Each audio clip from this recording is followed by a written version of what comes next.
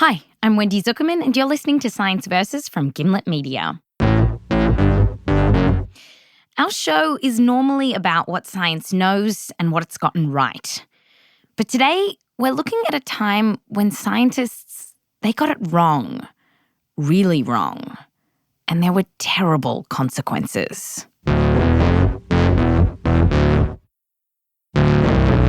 It was a time when one of the worst ideas in science got this big push from a bad study. And intellectuals of the day lapped it up. And it all starts here, more than 100 years ago. They should put a plaque up here. Here lies bad science. I think we'll just walk around the perimeter, right? I don't know if today's the day to get arrested. Well, let's see, right? I mean, maybe today is the day.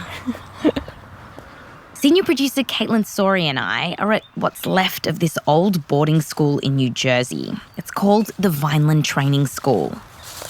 Let's get closer. That looks like the dormitory for all the kids. Oh, it's so creepy looking. Oh, there's a no trespass sign. Inside, graffitied on the wall, it says "Forever Trapped" in red paint. And our story begins when a little girl called Emma Wolverton was dropped off here in the late 1890s. She was only 8 years old. Look how imposing this school is. When you approach it from the front, can you imagine being 8 years old and being dropped off here? You'd be like, what is this place? That little girl, Emma, would grow up at this school and become the centre of what's now a scientific scandal. Science writer Carl Zimmer has written about it in his book She Has Her Mother's Laugh, and he's helping us tell this story. And the more you think about it, the more elusive it gets. Carl told us that Emma's life before being dropped off at this school was pretty chaotic.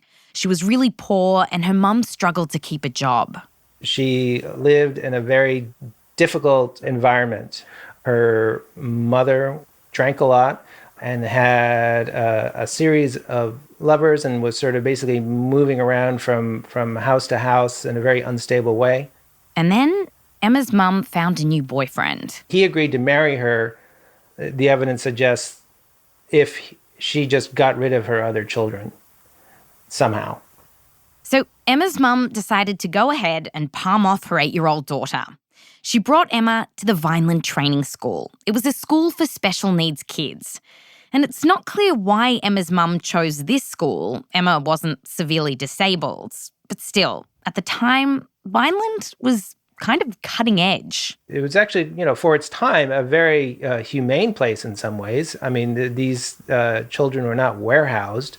They were kept in clean cottages and got a lot of fresh air. And, the patrons built a zoo on the grounds and zoo? so on. What kind of animals did they get? Oh, they got, nothing too exotic. Maybe some pheasants and maybe a wolf or something like that. There were no rhinoceroses or anything. But still, it was nice. As Emma grew up in this school, she acted in plays, learned this instrument called the cornet, and did woodworking. And life was humming along until she was 17, when Emma met a man named Henry Goddard, who came to work at the school. And this man, Henry, would go on to make her world famous. Can you tell us about him? What did he look like? So Henry Goddard was a fairly short, bespectacled man, and he was a psychologist. And he was actually one of the first child psychologists in the United States. And Henry is the scientist at the centre of this story. You see, he came to Emma's school because he had a very particular research interest: intelligence. Why some people are smarter than others. And Henry thought that this special school at Vineland was the perfect place to study intelligence because the kids here were thought of as feeble-minded. That was the medical terminology of the day. And it included kids that one might politely refer to as dim. He felt as if there was almost like a laboratory because these feeble-minded children were not developing as ordinary children were. And he was thinking that if he could just understand these more slowly developing children, that he would discover some of the fundamental rules for how all children learn. So Henry tries to figure out what made these feeble-minded kids so dim. And his first step was to measure just how feeble-minded they were. He wanted to measure their intelligence with a number in the same way you'd measure someone's height with a tape measure. So Henry uses this test, one of the first IQ tests, on Emma and the other kids. And in it, there are questions like count backwards from 20 or use the words money, river, and Philadelphia in a sentence. You know, I have 5 cents in one pocket and I have 5 cents in the other pocket. How much money do I have? You know, just questions like that. And then he would categorise the children by intelligence using a scale. So at the bottom, there was the least intelligent. They were called the idiots. Further up were imbeciles. And finally, a category that Henry had invented himself, morons. You had children who were below average, but were not quite as bad as the children, not quite as low scoring as the children who were called idiots or imbeciles. In Henry's mind, imbeciles and idiots were obviously stupid. But morons, although they were a bit dumb, could still pass as normal. And we know, by today's standards, this is straight up offensive. But 100 years ago, this was science. So, guess who Henry put in that category of moron? So Emma was a moron, according to Henry's judgment. Yes, the little girl abandoned at Vineland as a child. She was a moron. Now that he had neatly categorised the children and Emma into a taxonomy of idiocy, he had to figure out the question of why. Why were they so stupid? So Henry discovers this newfangled kind of science in the early 1900s, genetics. And suddenly, the way he understands it, this answers everything. Genetics. Scientists at the time had this really basic understanding of what genes were. So they knew that traits were passed down through the generations, like how tall you were. And they were starting to suspect that other things were linked through genes as well. Why would it be that, a father who was a horse thief would have a son who, had trouble learning how to count? Or, somehow they were sure that these things were connected under the name feeble-mindedness, but they had no explanation why. This was Henry's theory. There was a gene for feeble-mindedness that was carried on from one generation to the next. And he decides that he's going to use the kids at Vineland to make his case. He figured, I just need to go out and do some research, and I can prove to you that feeble-mindedness is just genetic, and that you just inherit it the way you might inherit your eye color. Henry ends up zeroing in on Emma as the key to his theory. So one of his assistants had started tracking down Emma's family to see how many morons were in her family tree. And then this assistant comes back with some very exciting news. Emma Wolverton's family is actually one big giant experiment. Here's what the assistant found. There's this big split in Emma's family tree, which all started when one man had children with two different women. And that man who started this whole thing was Emma's great-great-great-granddad. And he was a revolutionary soldier. Joins a militia, and they stay one night in a tavern. He gets drunk, has sex with a tavern wench, and then goes off on his merry way. And that tavern wench, she was feeble-minded, and she gets pregnant with a kid who grew up to be known as Old Horror. You got to be really bad news to get a nickname like Old Horror. So Old Horror, among other things, liked to get drunk, and people would buy him drinks if he would go vote for whoever the candidate was. And he was very happy to vote early and vote often. In fact, the tavern wench didn't just spawn one degenerate. Her descendants were feeble-minded as well. She spawned a dynasty of morons. There were horse thieves, brothel keepers, criminals, all in all, more than 100 degenerates, going all the way down to Emma Wolverton. But that wasn't the end of the story here. Because, you see, there was another branch of the family tree. After the revolutionary soldier left the tavern wench behind, he then went on to marry another woman. The right kind of woman. He goes off and has a very, upstanding life. He marries a woman of good Quaker stock, the way it's described, and then they have lots of kids who have kids of their own, and they're all upstanding citizens and people of prominence and so on and so forth.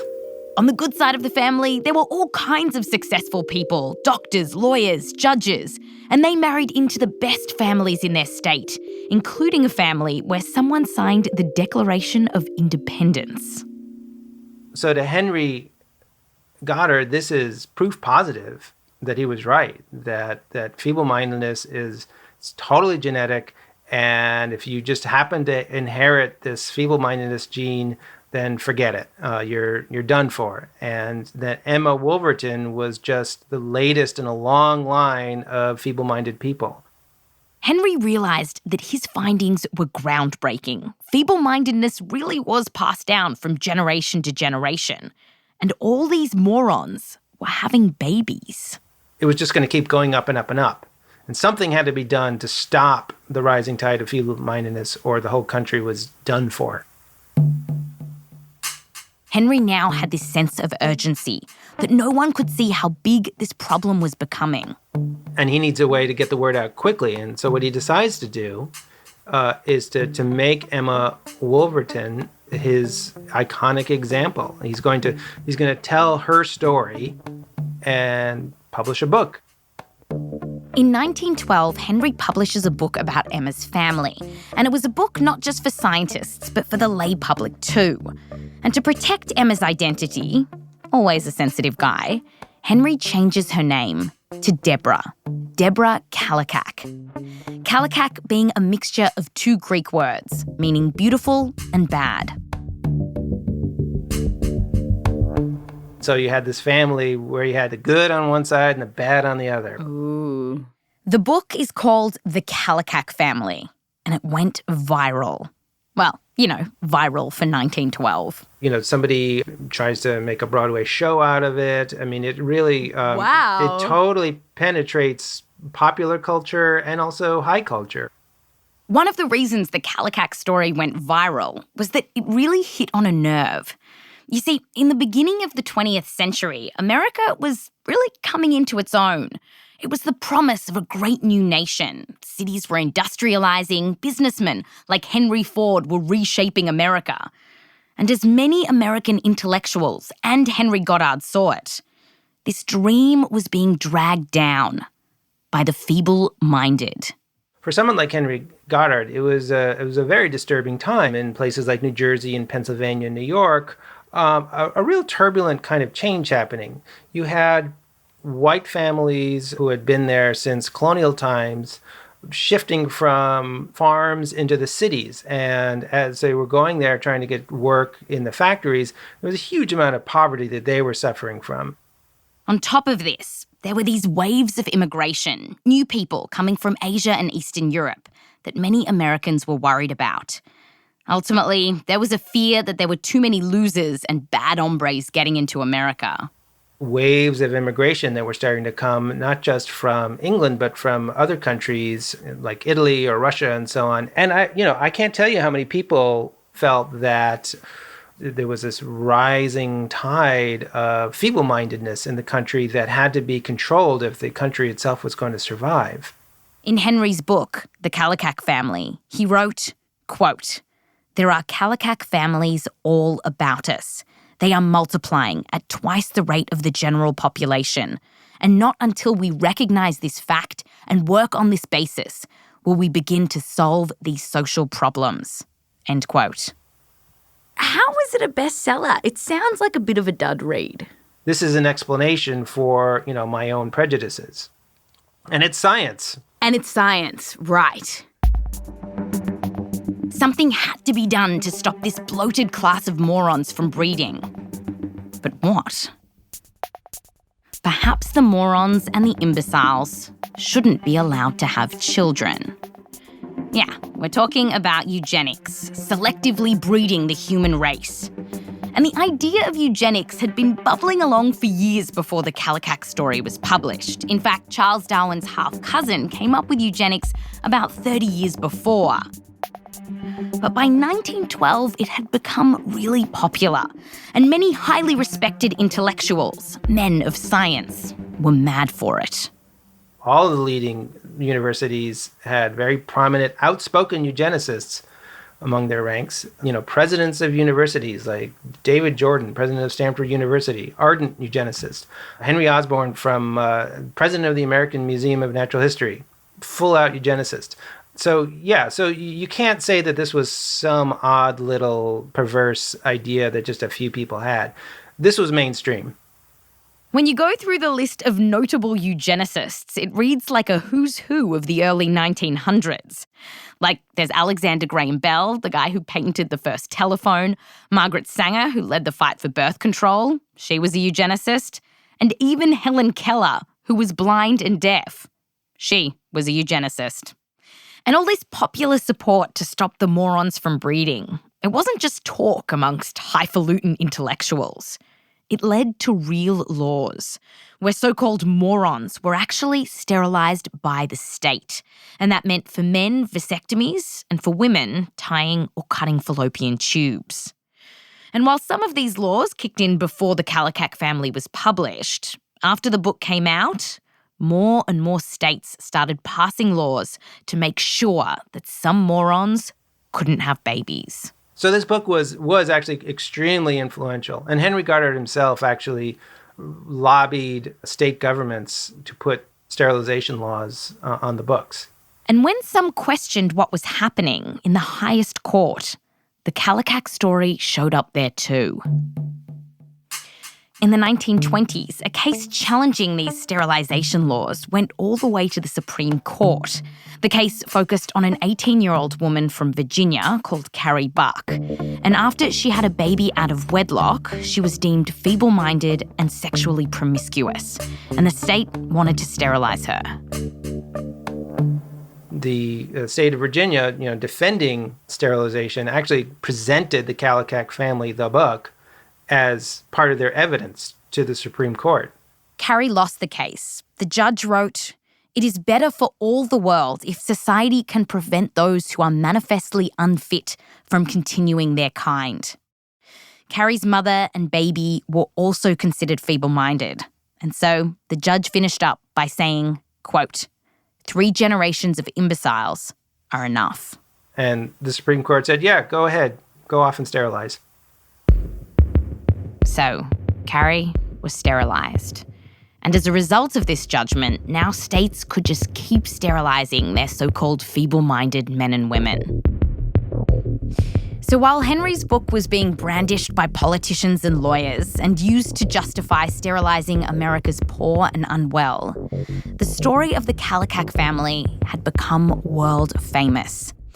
And it even makes its way across the Atlantic, where by the 1930s, an up-and-coming populist gets his hands on it. Adolf Hitler. Ist die amerikanische Familie Kallikak. Die Nachkommen des Leutnants Kallikak. This was a Nazi propaganda film, Das Erbe, or The Inheritance, and it was broadcast just after the Nazis got into power. In the film, we can see a man in a lab coat showing us all the branches of the Kallikak family tree, from the tavern wench all the way down to Emma. Kallikak hatte aber noch ein voreheliches Kind mit einer geistesschwachen Frau.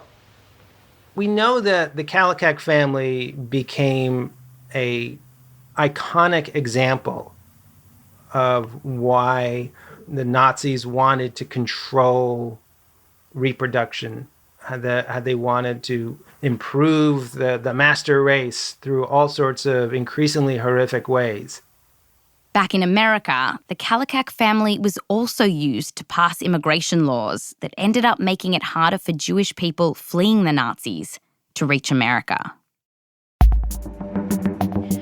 After the Nazi eugenics program and the horrors of World War II became common knowledge, eugenicists in the US were shoved to the fringes. And even before then, as scientists realised that intelligence was more complicated than a feeble-minded gene, eugenics had started to fall out of favour within the scientific community. You know, you have eugenics sort of disappearing from the names of societies, disappearing from the names of journals. And Henry, after he wrote this hugely influential book supporting these now taboo ideas, what became of him? Well, he also stepped away from eugenics, but he always defended his great study of the Kallikak family. He keeps insisting, no, this was good, solid psychology, science, good genetics, this is important stuff. But then after World War II, he was very old by that point, just, quieted down and then died in relative obscurity. His obituaries basically note, this is the guy who came up with the word moron. But there's one final twist to this Kallikak story, a mystery that took 70 years to solve. That's coming up after the break.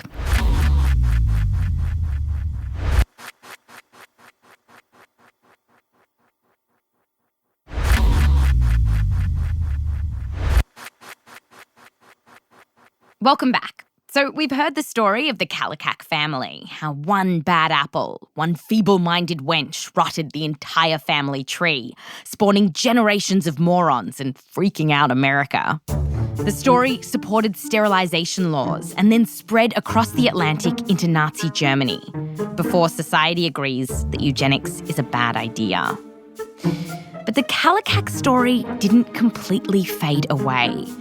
In the mid-1960s, a college kid called David Smith heard about it at his school. I was taught about the Kallikak family in college. It was sort of the prime example of heredity being destiny, and it just stuck with me. Why was that? Because it just sounded a little bit shaky. David started thinking that this story was just a bit too tidy. Could one wench really spawn all these morons? Could genes be solely responsible for tainting generations of people? It just didn't make sense to him. That's exactly right. It didn't make sense to me, and I was driven, I might say driven, to see what I could find out about it. And part of the reason why David didn't quite believe this theory about your genes being the one thing that made you smart and successful or not was because he looked at his own life and he knew things were more complicated than that. I came from a family who had no opportunity for education. My mother was a housewife. My father was a machinist at a railroad company.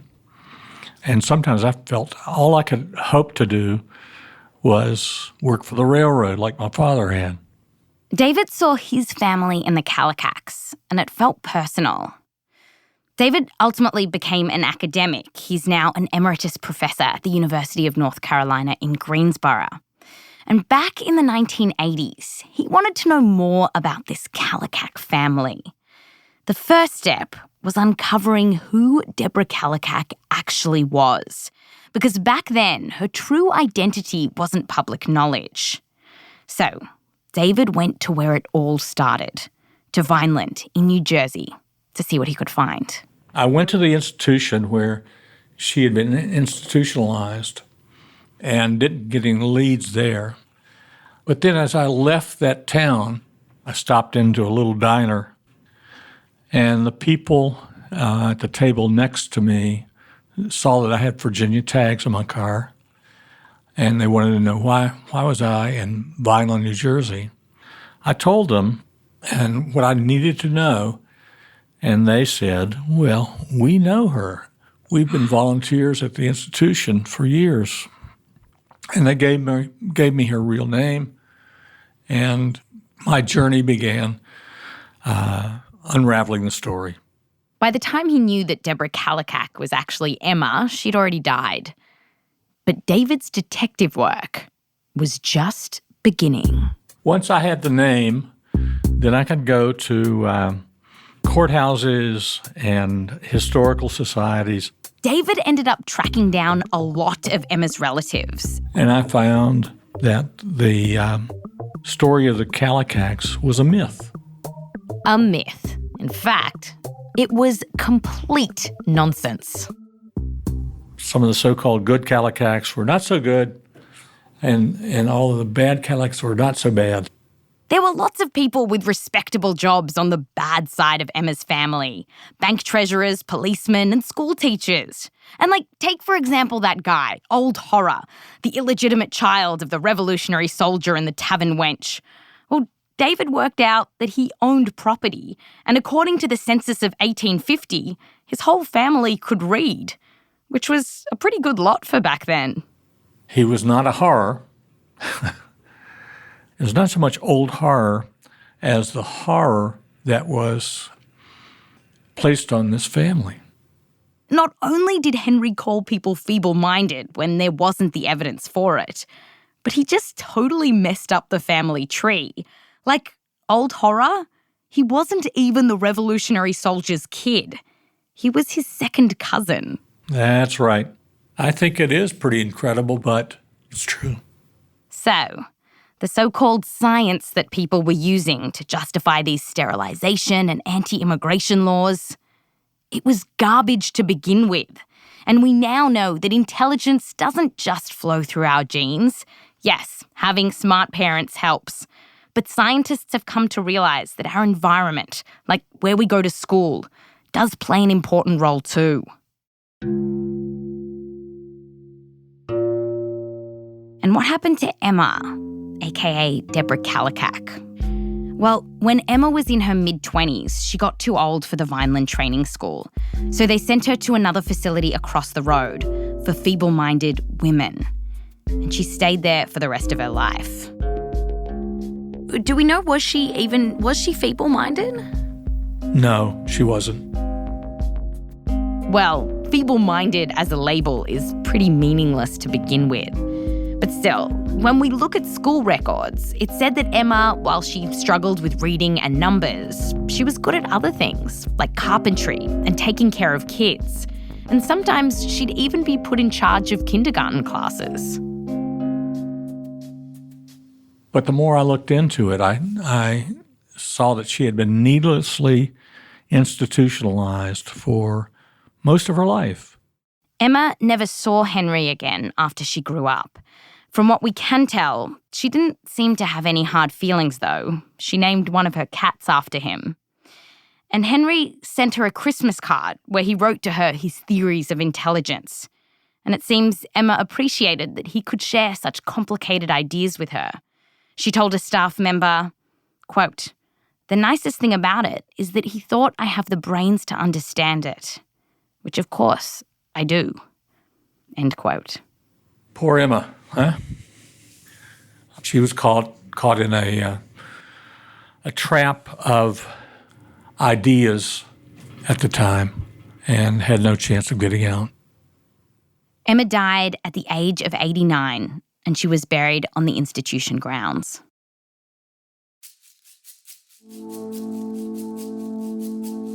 The story of the Kallikaks is like this fable of how even the smartest people of the day, the scientists, the intellectuals, can get swept up by their own fears and prejudices.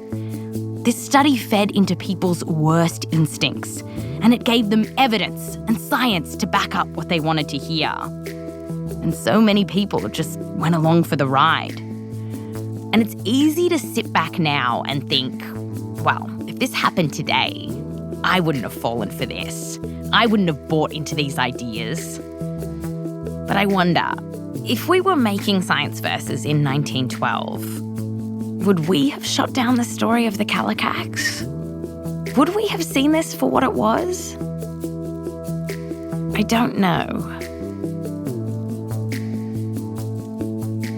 Nah, of course we would have gotten it right.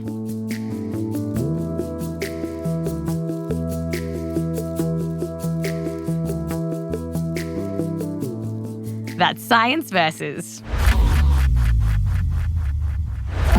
This episode was produced by our senior producer, Kaitlyn Sawrey, me, Wendy Zukerman, and Romilla Karnick, with help from Meryl Horn, Rose Rimler, and Shruti Ravindran. We're edited by Blythe Terrell, extra editing help from Alex Blumberg and PJ Vogt. An extra thanks to Phoebe Flanagan, Peter Visscher, as well as Emily Ulbricht for help with German translations. Fact-checking by Michelle Harris, mix and sound design by Emma Munger, music written by Bobby Lord and Emma Munger. And a huge thanks to all the Zukerman family and Joseph Lavelle Wilson. Plus, you should check out Carl Zimmer's new book, She Has Her Mother's Laugh. It's all about genetics and heredity, and it's really, really fascinating. I first heard about the story of the Kallikaks in this book, and it totally blew my mind.